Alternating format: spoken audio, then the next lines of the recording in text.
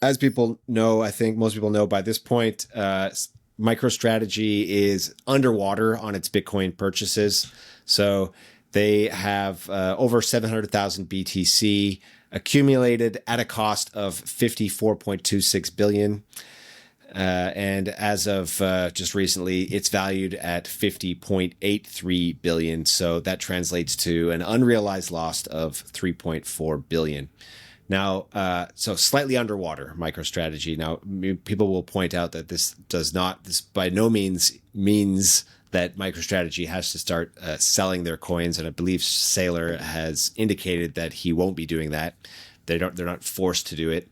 But the point is that MicroStrategy and other digital asset treasury companies are pretty much all underwater. So yeah, we've got Bitmine being, what is it? What was the quote, David? The worst. Well, so yeah. They were as of last week, they were down about $9 billion in unrealized losses, which is, quote, the worst capital loss in human history.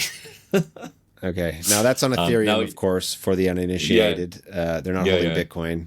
Now, again, though, those are unrealized losses. And Mr. Tom Lee, he replied to these kind of posts saying, all of these posts dunking on me kind of miss the point of an Ethereum treasury company. We have no debt. We're just holding the Ethereum.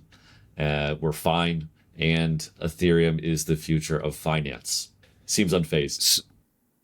Okay, yeah. And so Bitmine is the biggest bar here on the chart. We've got MicroStrategy next, and then 21 Capital. They're 1.6 billion in the hole. Let's see, SharpLink. Metaplanet down 1.2 bill.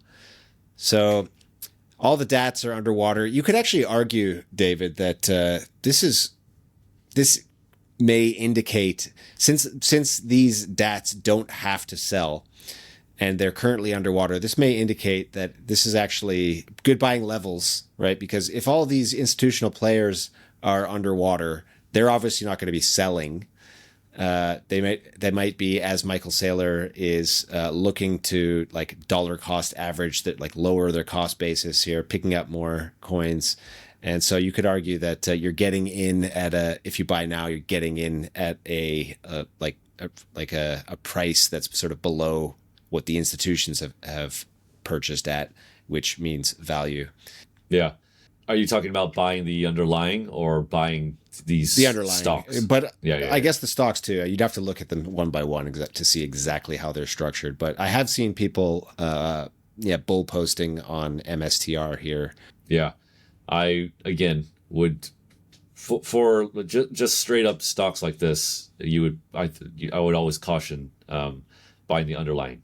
Something like the BMNR, though, if it's, I don't know how low, how far off the all-time high it is, could be more interesting to me, right? Like they partnered with Mr. Beast, right? Yeah. They invested. So, I mean, they're making moves to actually kind of generate revenue in some way. To me, that seems more interesting than just buying Bitcoin, which you can do by yourself. So, yeah. Well, I guess my point is just with all these DATs being underwater and the average cost basis of ETF holdings also being higher than the current price, if you're buying Bitcoin now, you're definitely not buying the top.